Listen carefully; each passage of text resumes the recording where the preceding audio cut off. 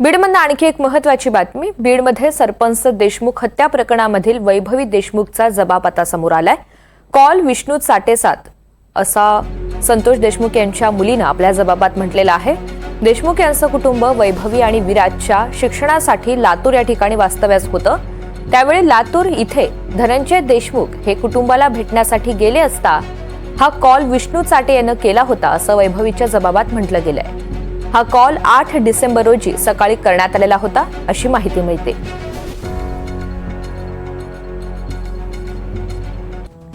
तिने नेमकं काय म्हटलेलं आहे आपण सविस्तर पाहूयात। 8 डिसेंबरला सकाळी वडिलांचा फोन आला। फोनवर वडील बोलत होते, भाऊ एवढं काय झालं नाही, कशाला एवढा ताणता भाऊ, एवढ्या लहान गोष्टीसाठी जीवावर उठता का। विष्णू चाटेचा फोन असल्याचं वडिलांनी आपल्याला सांगितलं असं वैभवी देशमुखनं म्हटलंय। पप्पांचा हा फोन 10 ते 12 मिनिटं सुरू होता।